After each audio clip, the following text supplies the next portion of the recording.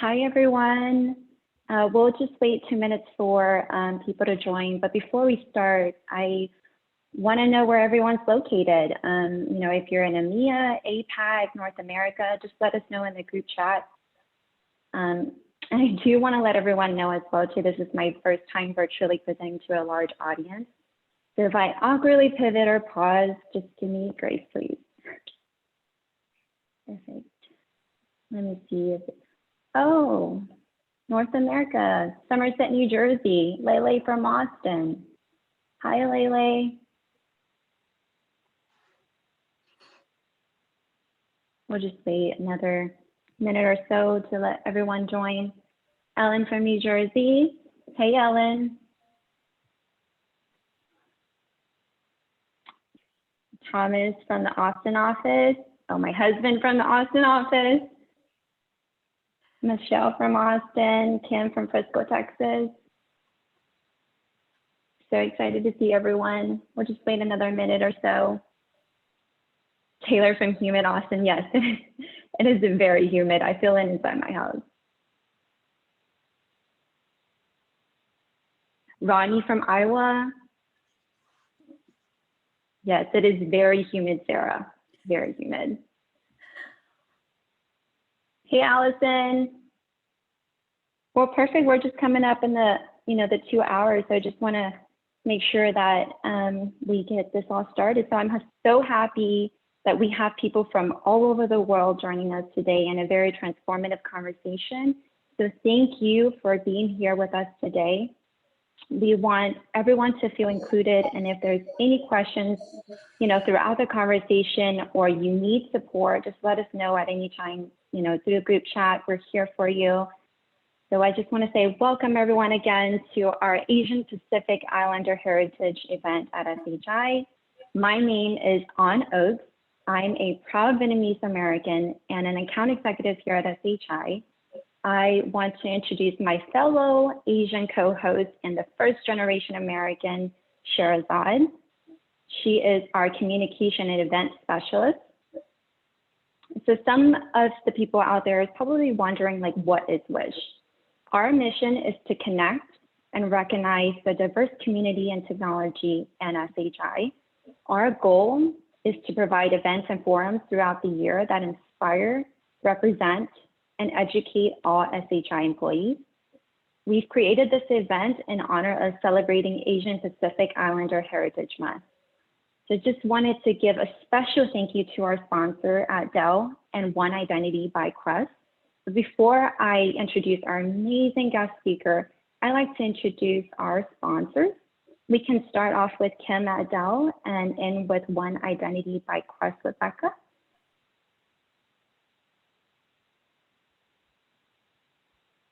Hi, this is Kimberly Villa with Dell. Thank you so much for allowing us to be part of this amazing event. I would like to introduce Maureen Gomer, Senior Director of Global Channel Marketing, to share a few words with you today. Maureen, the floor is yours. Thanks, Kim, and thanks, An. It's a pleasure to be here with everybody today.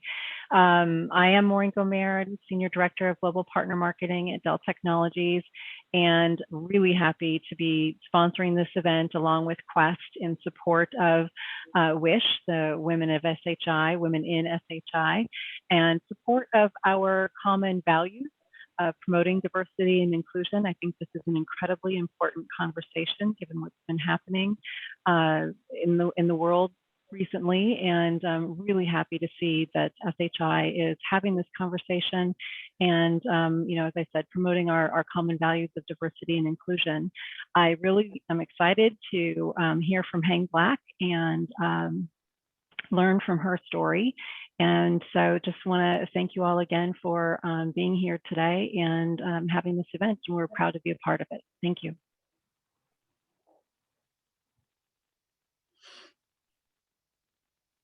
Hi, this is Becca at Quest, and I'm going to quickly introduce Rima, who is our VP of Product Management at Quest One Identity, to say a few words.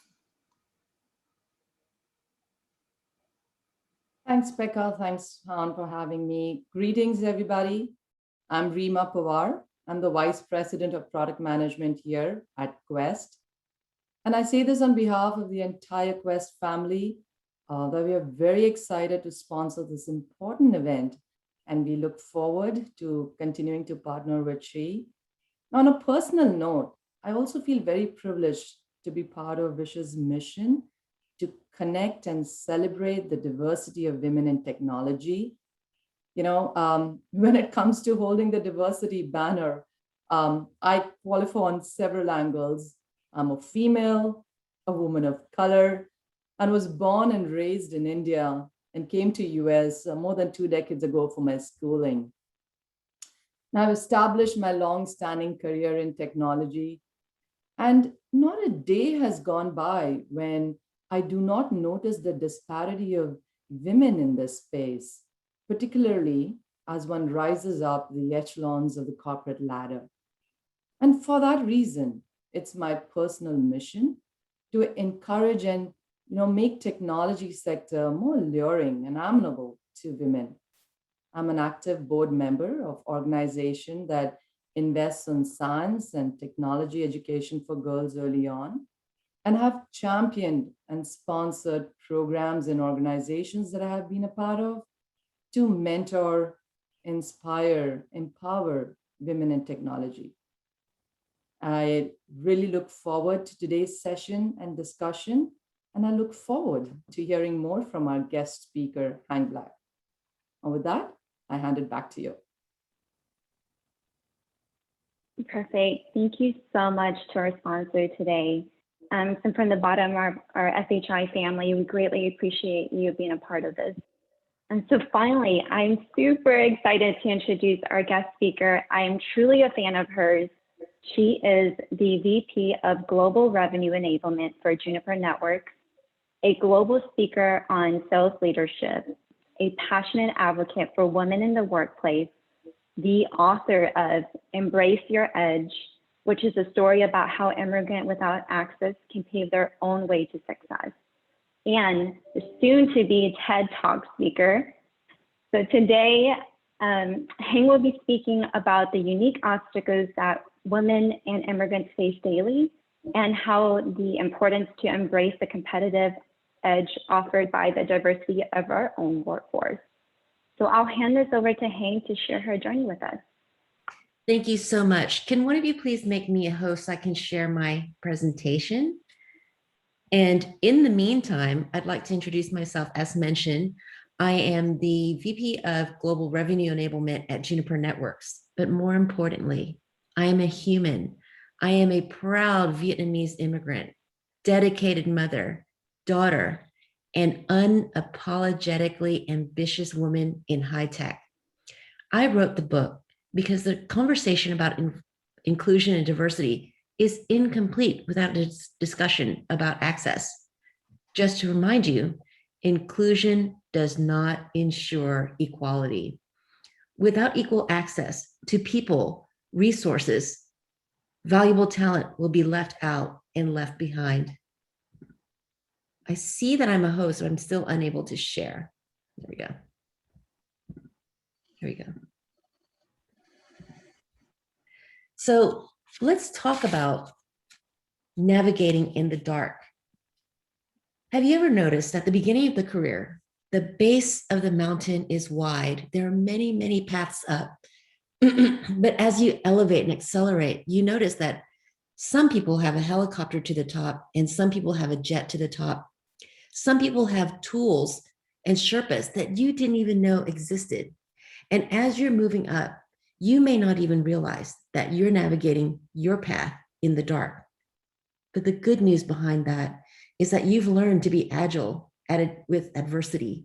So when the lights turn back on, you can move even faster. And when the lights turn off, when everyone else is disoriented like they were at the beginning of this pandemic, you're ready to be tenacious and scrappy.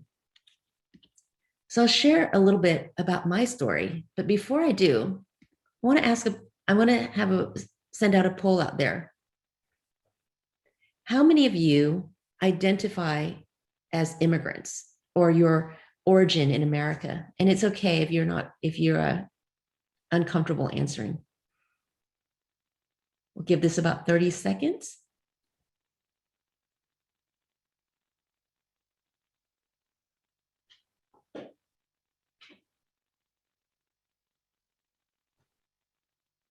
If you'll just give the audience a 3, 2, 1 to answer the poll.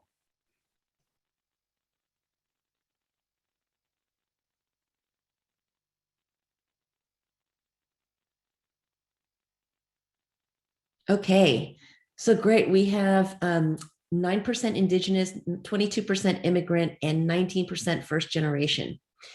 Thank you for that. So let me share you a little bit about my story. My family left Vietnam on April 29, 1975. That is one day before Saigon fell. And what that meant on land is my parents plus their 8 children, that's 10 of us, packed into a car the size of a VW Bug, along with 2 of my father's subordinates. That's 12. Plus my 2 grandparents, that's 14 people rolling around Saigon for hours in a car the size of a VW Bug, until we were detoured onto the port. What that meant in the rocky ocean is when we got out, we were on a smaller boat and we had to move onto a freighter. That freighter is 2 to 3 stories higher. So what would happen is you have to wait until a wave pushes the smaller boat up to close the gap to only 2 to 3 meters from the freighter. You then catch a docking line and climb yourself up to the freighter. Now I'm 2 years old, so clearly I can't do it on my own, which was quite frightening. So what my parents had to do is hand me over to a stranger next to them, who would then throw me to another stranger on the freighter who would catch me. By one chubby little hand, I survived as a 2-year-old child. When we made it to America, we were fortunately sponsored by a Lithuanian family who were also themselves immigrants and decided to pay it forward.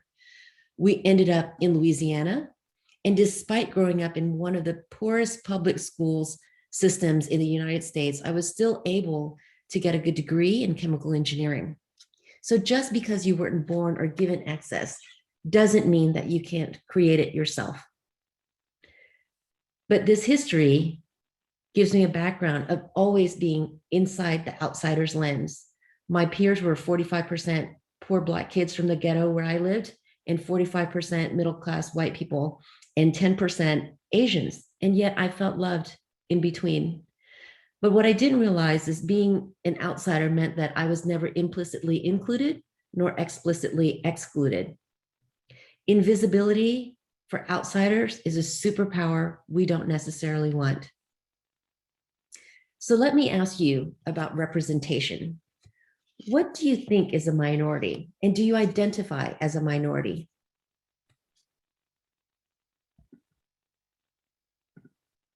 And again, we'll give this about 30 seconds.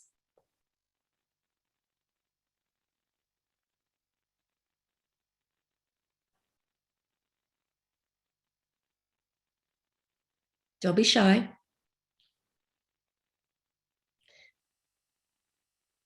Okay, can we throw up the results? Excellent. So 45%, around half and half. That's great. So what if I said that a minority is simply being the smaller group in the room? Clearly, I'm a female, I'm a person of color, but there are other parts of being a minority that you may not even see. I can't speak to the LGBTQ experience or the disabled, but I am a single mother and I have been for multiple years. So there are many elements of us. So I describe this as, what if you have a bowl of yellow Skittles? A blue one may stand out, which is great for branding, but is terrible for belonging. What if instead you had a table full of multicolored, multi-shaped candies? In that environment, we can all be unique.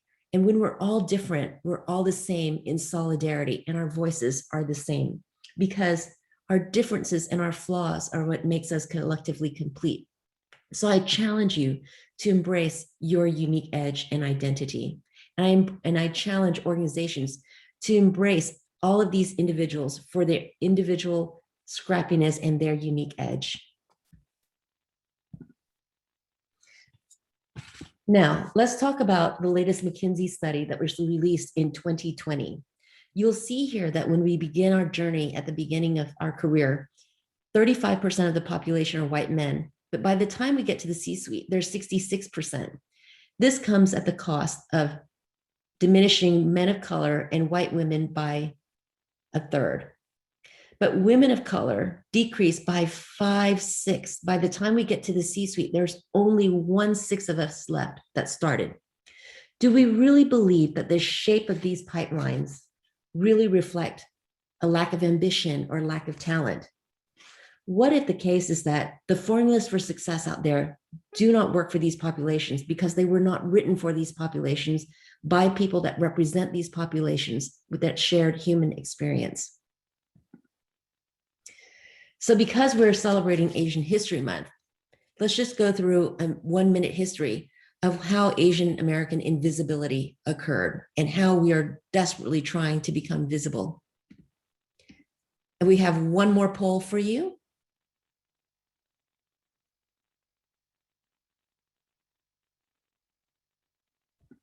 Just kind of want to understand my population that I'm speaking to so I can tailor my discussion to the audience.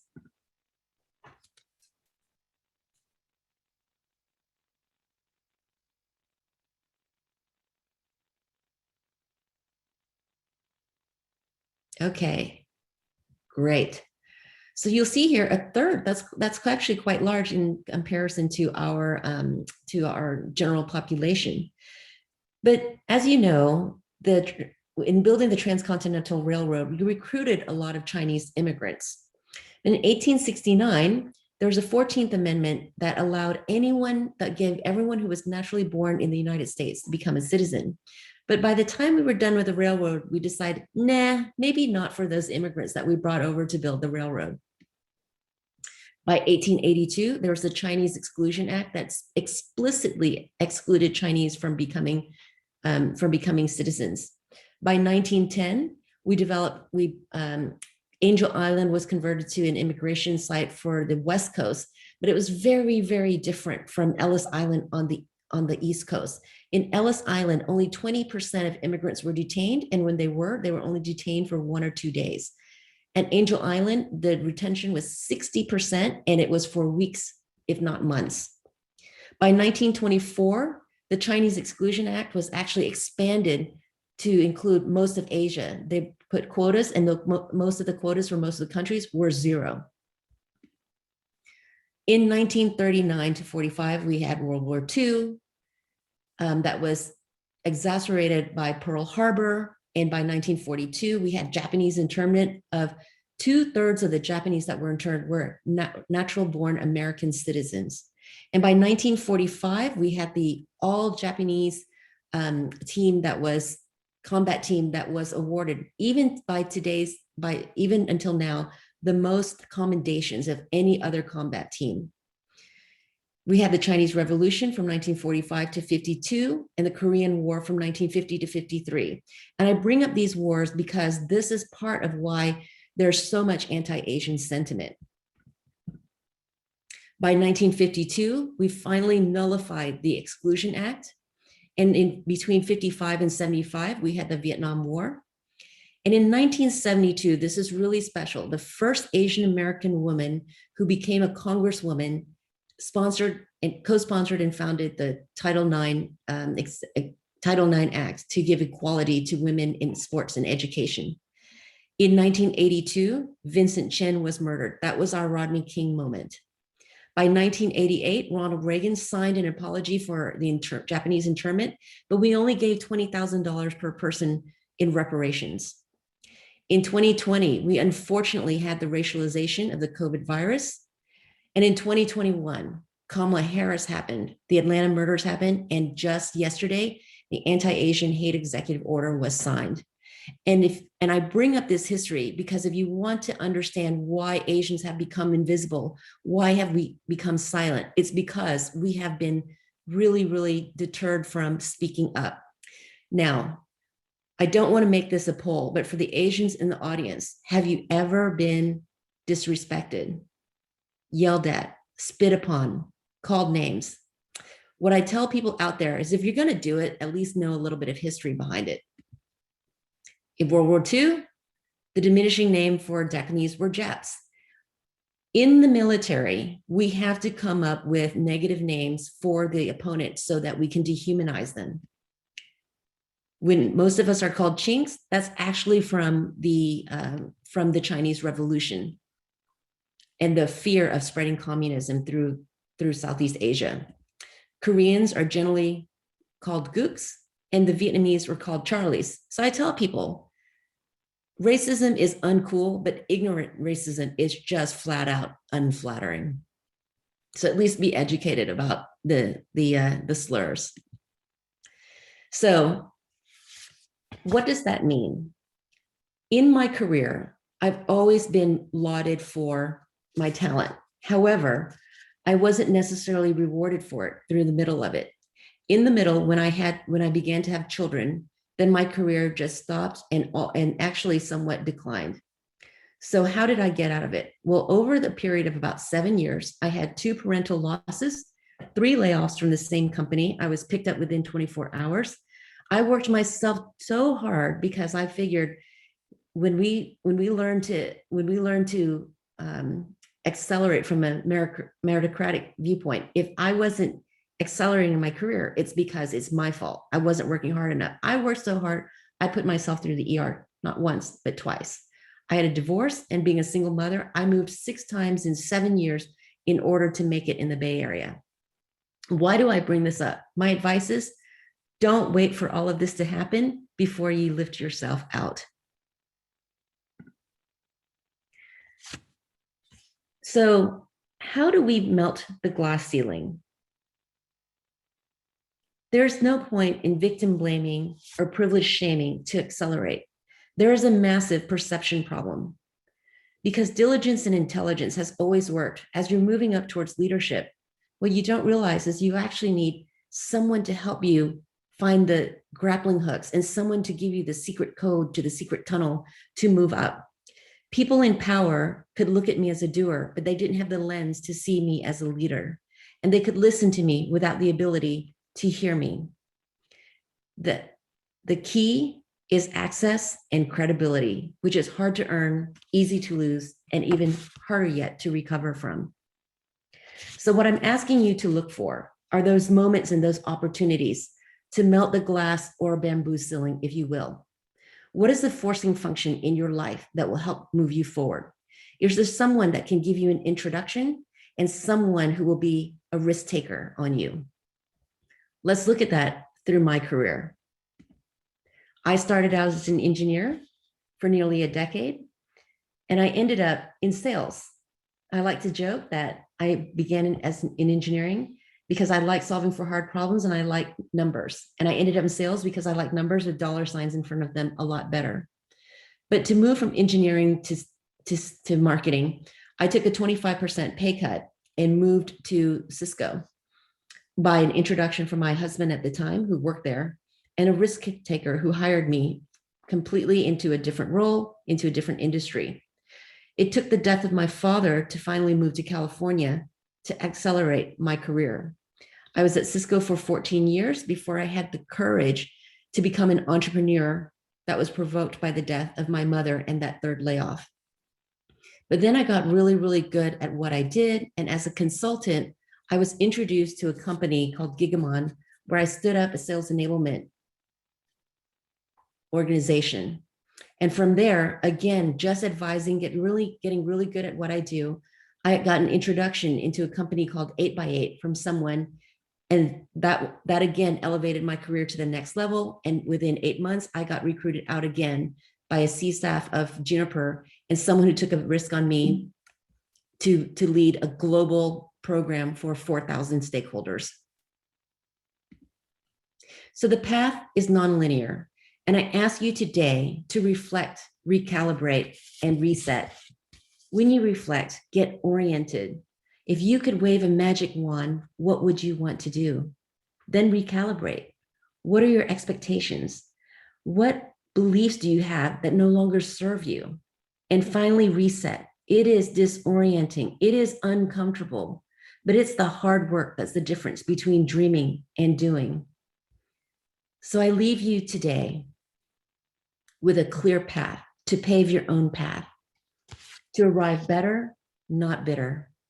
C, for clarity, be deliberate. Identify your values and your purpose. L, for learn from both your experiments and your experience. E, for edge, find your superpower and become relentlessly relevant. A, for access. Again, just because you didn't have a community to begin with doesn't mean you can't create your own.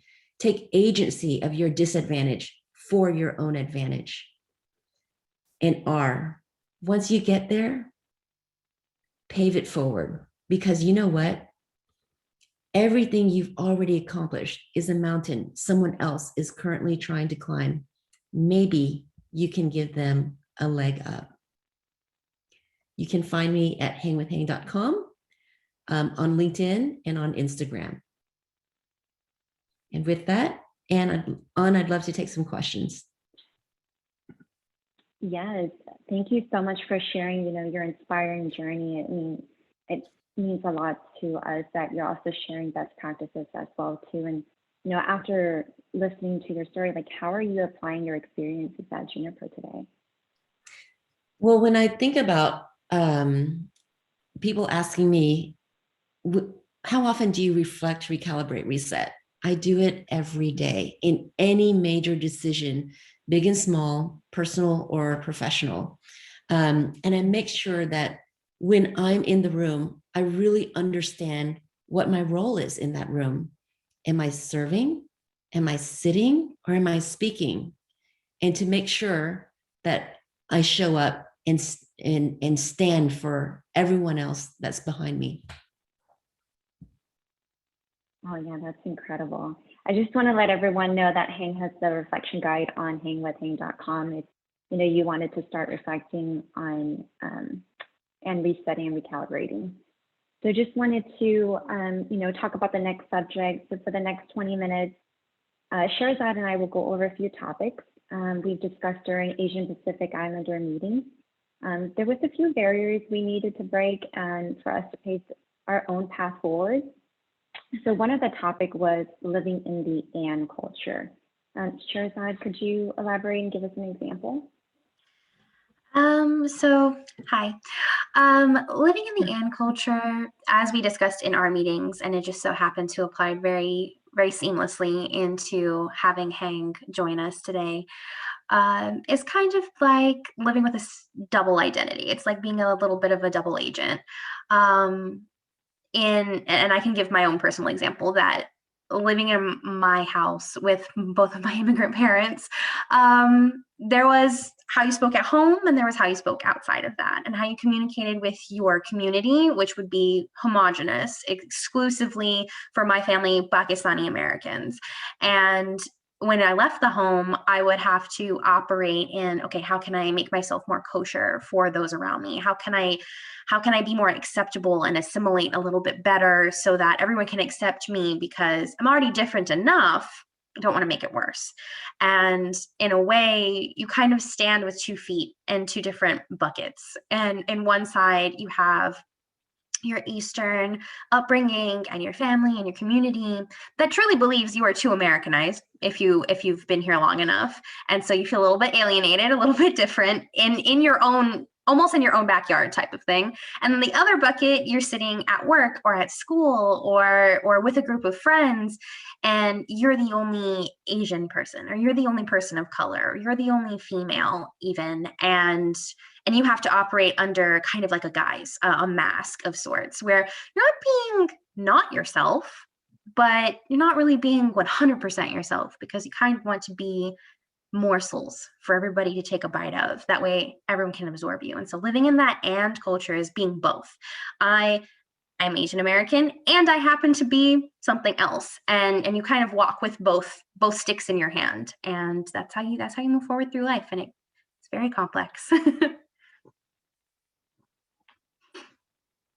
And then I'd like to pass it back. Yeah, I think Yeah, I think Shirzad, I think our question was, how has this, Hang, how has this affected your professional career living in, choosing to live in the AM culture?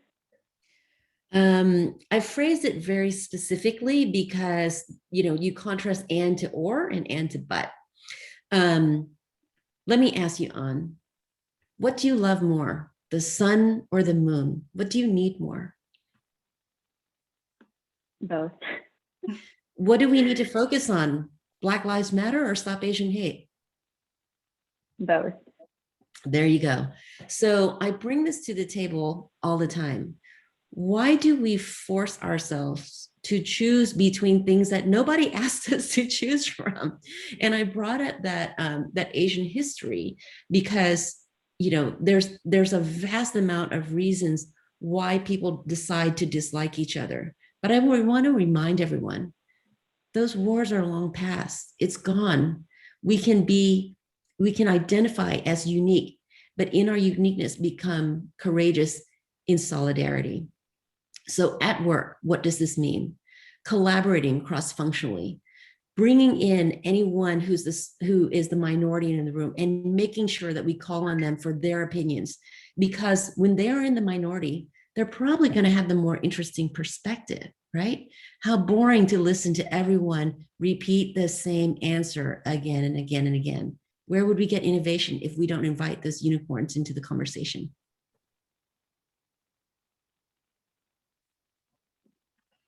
Thank you for that. It's hard to find unicorns, but I believe everyone's out there. It's not too difficult to look. But hey, yes, in the book, you mentioned about the scrappy ones, and I wanted to share a piece of it because it resonated with me. So in quote, their life experiences have taught them that there is much slimmer margin for errors. So they learn quickly, they adapt, they survive, and the best of them, they thrive with surprising energy and creativity during crisis. So Hang, I wanted to ask, can you share with us a personal story of how you hired a scrappy one and what was the most heartfelt achievement they have seen the results for? Well, it's a little bit depressing because the problem with hiring for unicorns and nurturing them is they become butterflies. So my team, I don't know if any of you have seen it, but I recently put out a recruiting video on LinkedIn of my team. And I had too many women, too many Vietnamese speakers, and too many Portuguese speakers, and too many Spanish speakers. So I actually had to intentionally hire for more white men. And they themselves become the unicorns inside my organization. So as I mentioned, when we're all different, we can be equally the same with the same amount of voice. I have a pastry maker, an actor, a musician, a sommelier, all on my teams. And what happens is it brings along all of this creativity. One of them has fortunately or unfortunately, they've left to become entrepreneurs. They've been recruited into other organizations. And as difficult as it is for me, they have gone through accelerated growth. They learn a lot. We move at a really fast pace, and they've accomplished more than they had expected before. The most special one for me was a gentleman who was about to retire right before I came in and ended up staying another couple of years because he wanted to nurture those behind. Wow, that's incredible. I so wholeheartedly admire you for that. So I think another topic that, Shirzad and, the rest of Asian Pacific Islander community talked about was achieving without access. In the book, you reference a quote from Chris Voss. He is the author of Never Split the Difference. And Chris has said, in quote, you have to establish two things, trust and competence. So I just wanted to pass this on to Shirzad to kind of, go further into details about it. So speaking to what does that mean that you have to establish trust and competence? We've all, or at least that's assumption on my part, have some familiarity with being a permanent foreigner, by looking differently and being alienated for one identity or another. And a lot of times that physical identity can be the most prominent. You have to operate with, no matter how educated I am, no matter what my resume says, or the degrees that I have, or the worlds that I've traveled, 9 times out of 10, I'm expecting people to look at me and think, okay, well, she can read books, or she can understand numbers on paper, but does she really understand her job? Does she really understand how to talk to people? Does she understand how to absorb what I'm giving her? How can I hand off my project or my child or any number of things to this person that I don't really think understands anything beyond paper? And so you don't walk in at face value and say, okay, I'm proving that I'm qualified. I'm proving that I can do this. And it's assumed that that's enough. It'll be, I have to persuade this person to believe that I can move forward, that it's not just book smarts or not just one aspect, but I'm a total individual. And I very well could be part of the society that I'm walking into already. I could be a part of that industry already, but I have to reestablish that trust in me. I have to reestablish that I can do this. And I'm just proving to you that I fit here. I'm proving to you that I'm coming to the table with all of the tools and I already know how to use them. And I have to do it every single time that I walk into the room. And so establishing those two components, they kind of already exist for a lot of people. They exist for white Americans. They exist for, and in whatever country, whatever that majority is, they tend to exist with that. Oh, I already know. They understand the social norms. They understand how to talk to people. They understand how to use their skills. And you kind of have to start from -2 when you walk into the room and you're the minority. And then walking into our next chapter, pave it forward. I wanted to close out. Oh, sorry, Hang, were you going to say something? Yeah, I want to close out on trust a little bit, because here's the thing. So what Chris said was, to establish credibility, you need 2 things, trust and competence, right? So I want to really dig into trust, because that's where access comes in.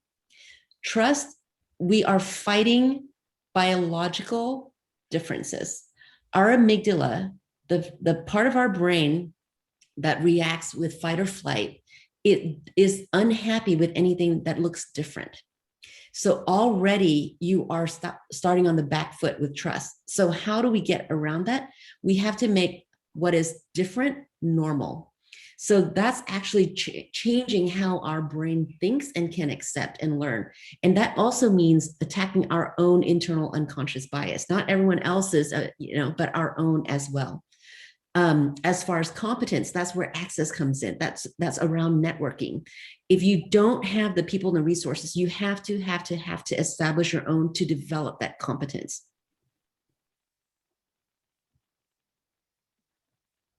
Yeah, perfect. Thank you for that. I actually wanted to bring up transactional analysis whenever Shirzad was sharing her story. Between the difference, knowing that you're capable, and then you being in the adult stage, and then someone's being in a parental stage, you have to figure out the awareness portion of it and then figure out how to bring the parent back to the adult stage. I think that's where, trust and competence does come into play with transactional analysis. So in that, one of my favorite chapters in the book is Pave It Forward. And I love this quote. It reads, in quote, "With my new seat at a table, it was now time to initiate courageous conversations to influence action. Last year, we've collectively experienced racial injustice. And, as a leader, Hang, how do you relieve anxiety for the masses to steward bold change? And how might that translate for allies in leadership?"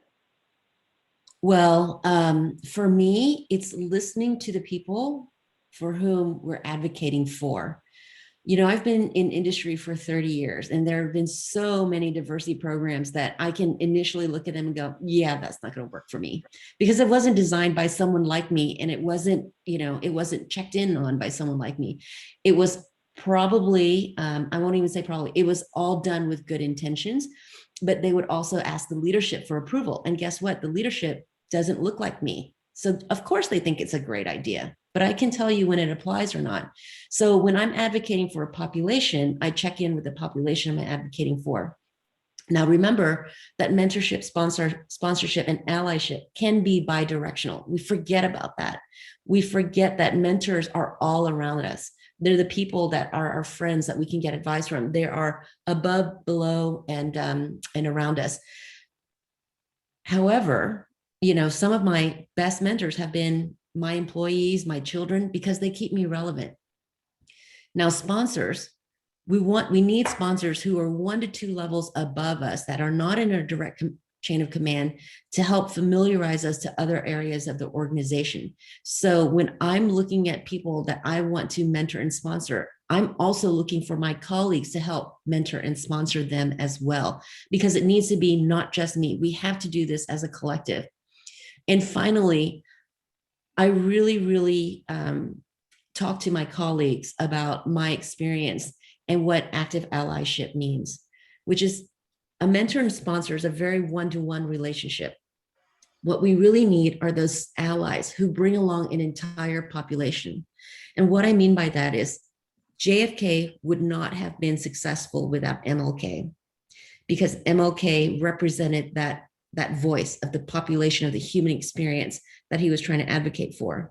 MLK would not have been successful without JFK, but they weren't trying to help each individual's career. They were trying to elevate an entire class and population. So I'm very vulnerable with my peers. And I tell them, there's a story in the book about when George Floyd happened. I was so upset that week. And I went to staff meeting and I shared with my peers, who are generally of a majority population. And I said, and I started tearing up even before it was my turn to talk. And I said, the worst thing I know I can do in my career as an Asian female is to cry in front of a bunch of VPs, but I trust you. I trust you that I can do it. And here's why. The Black kids on the street that were being targeted were my friends. The racist kids were my friends, and I sat in between. So it hurts me on all sides. So I'm asking you, if you love me as a human being, don't get mad, don't get sad, but do something. Vote with your vote with your voice, vote with your dollar.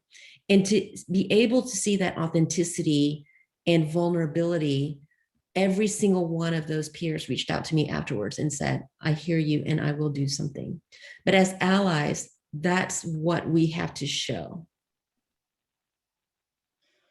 That's the model we have to model. Wow, that's so beautiful. I literally am trying not to tear up. Thank you so much for that. And, being able to amplify each other's voice, to stand up for the community, to do better, I think is, it could make the world a different place for all of us. So in, that note, we as Asian Americans are experiencing our own racial injustice, and I wanted to pass this on to Sherazad before my voice gets really shaky. Oh, it's okay. It actually ties in very seamlessly with your answer, but Stop Asian Hate is so prevalent. It's top of mind for everybody. And that huge increase in Asian hate crimes in the last 1.5 to 2 years has been absolutely undeniable. And it's very much impacted me, as well as so many other people that I've spoken to in such a unique way. And I guess the question that I want to ask is, acknowledging that fact, acknowledging that the racialized pandemic and the Asian American and Pacific Islander experience in America has been exacerbated in the last 2 years, including in the workplace. It undeniably bleeds into the workplace beyond anything else. But how have you, as an individual, as well as a team member, prioritized self-care and adjustment in the workplace to accommodate those very real societal issues that are affecting people?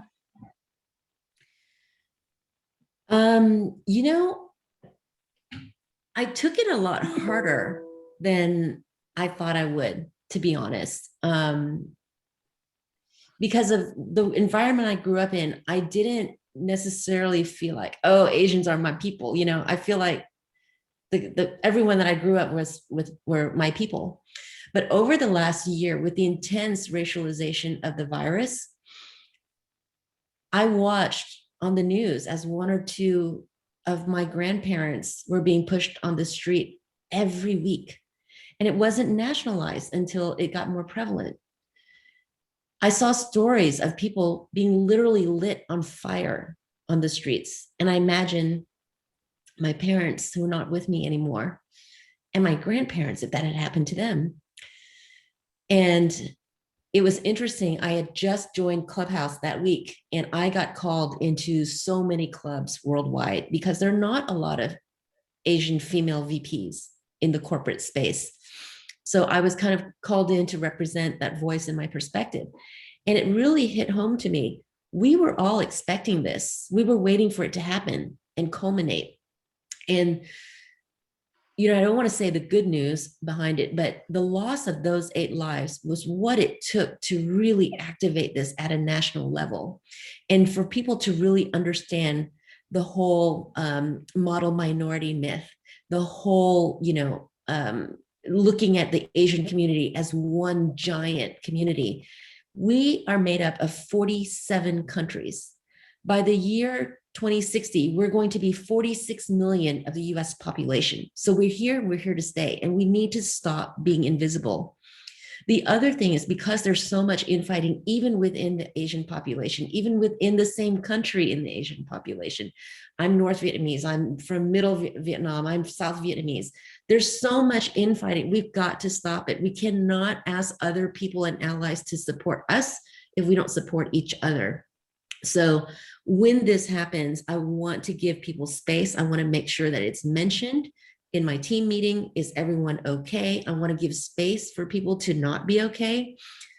Throughout the pandemic in general, I've established what's called GSD Friday, either get stuff done or get sleep done for people to maintain their mental health.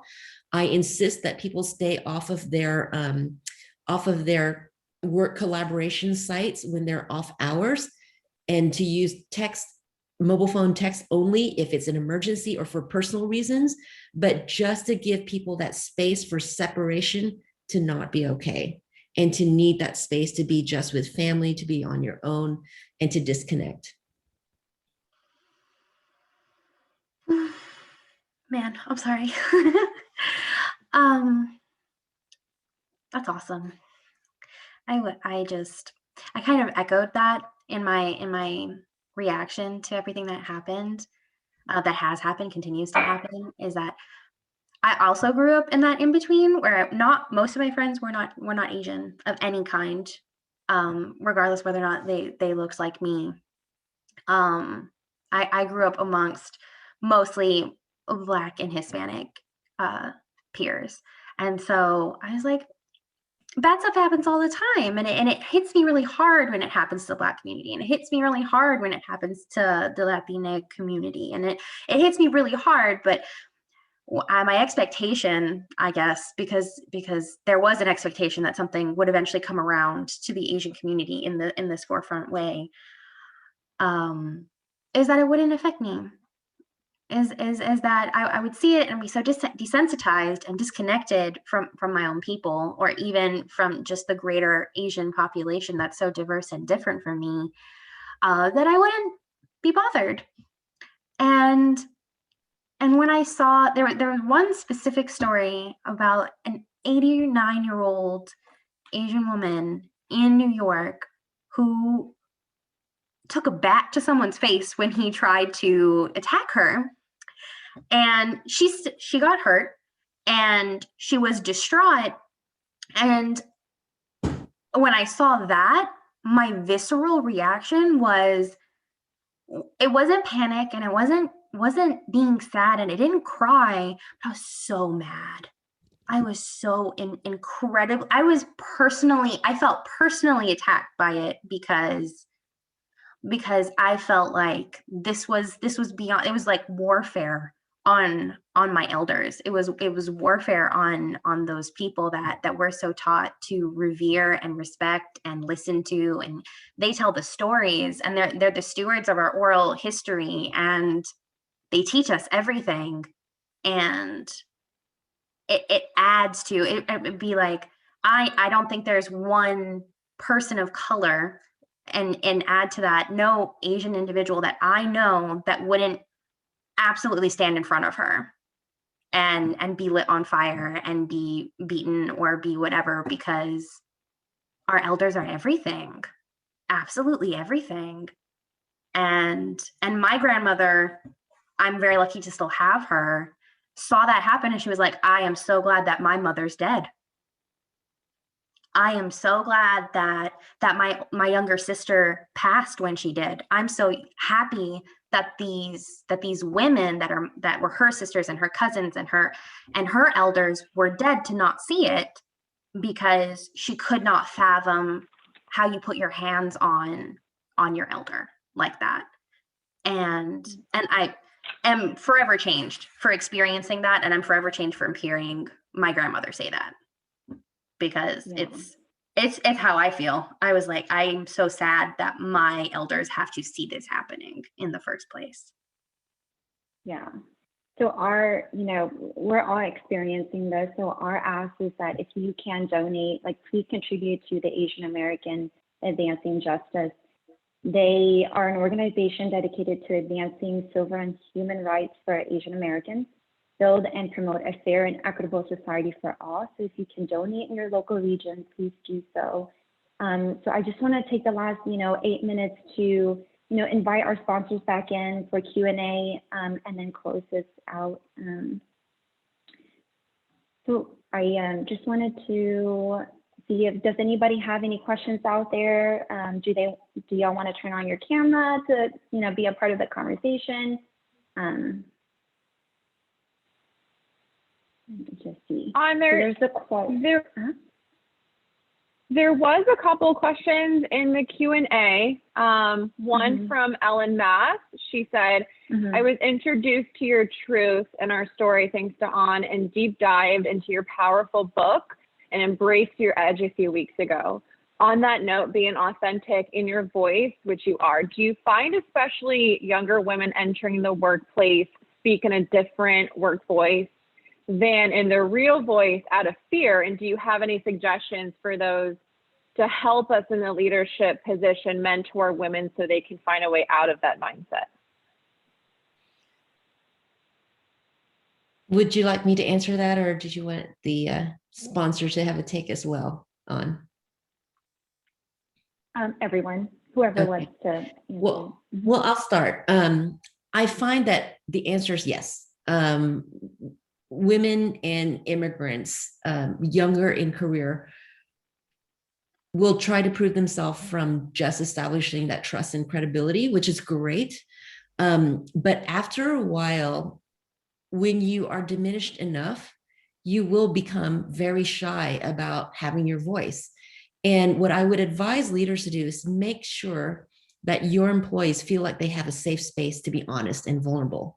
And the way to do that is for yourself to be honest and vulnerable. Part of our journey and what I've learned from this experience, the reason I've been at Juniper for 2.5 years now is that my boss has been so good about being a sponsor and ally for me. In fact, he told me last week, he's like, I didn't even realize that what I was doing was being an ally. And it was to the point where we actually shared one of our one-on-ones to the rest of Juniper networks to show what a healthy leader relationship is, where he said, you know what, Hank, there are a few things that I completely disagreed with you on before, but I'm so glad I listened to you because I learned from you, and vice versa. It was a very vulnerable, at some point, some of the employees said, it was really great to hear, but I felt a little cringeworthy, like I was peeking on something I shouldn't be watching, but that was the point. And we showed that vulnerability. We showed that places where we disagreed, and we showed that it's okay to disagree and to bring up some very uncomfortable conversations, which we did. It's all about that safety. Maureen or Rima, do y'all have any input? I really agree with the modeling your behavior. And the more open and honest and authentic you can be in sharing your own experience, and that gives permission to everybody to do the same. And that builds trust and credibility. And that's the most important thing in a relationship between all team members. Thank you so much for that. Taylor, do we have any other questions? Or I think someone asked, does Hang Black have a social media account we can follow? Is it like Hang with Hang on Instagram? It is. I'm Hang with Hang on my website. If you, that's kind of the place of all truth and the most current, but it has my LinkedIn is also Hang with Hang. My Instagram is Hang_with_Hang. I've got, for any of you who want to see more of the Asian history piece, I have a channel on YouTube, but I need 100 subscribers to actually change that to Hang with Hang. So right now it's a bunch of rando characters that I can give to on, and you all can follow it later. But there's a good playlist on there specifically around Asian history and diversity and inclusion in the workplace. Perfect. And I think someone had asked, so can you talk a bit about invisible minorities, example, people who identify as asexual, or people who are on the autism spectrum? And do we need different approaches to address equality for invisible minorities? The answer is yes, we need to address equality for all minorities, but I will be the first to say I cannot speak to asexuality or autism or those types of disability. So I would be doing a disservice to try to attempt. That's one thing I've learned is if you're in the majority, don't try to speak up for a minority who isn't there if you don't share their human experience. So I appreciate the question, and I would love it to get answered by people who are more authorities in that space. That's me being vulnerable. I don't know. I'll speak to my experience as a manager, because I'm not on the spectrum, and I don't know that I identify with any invisible minorities, but I know I've managed people who do. And again, it comes to creating that safe space of trust and being really mindful to be intolerant of even joking. Certain jokes and humor can be very hurtful. And so we just have to be mindful to listen for those things and not tolerate those things, because you don't know what somebody may be going through. You don't know what they have going on the inside, those invisible things. And we just have to be mindful and conscious and intolerant of behaviors and words that can hurt.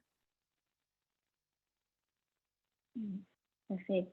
Thank you so much for that, Maureen. And, to that note, it looks like we're 2 minutes from the hour. I can't believe it went by so fast, but I just want to be respectful of everyone's time. So thank you so much to our amazing sponsors at Dell, Kim, Maureen, and One Identity by Quest, Becca, Rima, and our wonderful guest speaker, Hang Black at Juniper Network. Thanks to our sponsors, we have 250 copies of Hang's book for our SHI family. So it's first come, first served. So reach out pretty quick so that, it goes by pretty quick. And then in addition, we will have Meet the Author event on June 28th at 11 a.m. Central Time. So come with questions for Hang. And finally, the biggest thank you to my co-host Shirazad, our WiSH committee, and especially our marketing team for making this happen. So thank you so much, Jacoby and Taylor McQueen. Thanks, everyone. I hope everyone had an amazing weekend. Thank you. Thanks for having me. Thanks, Hang. Thanks, everyone.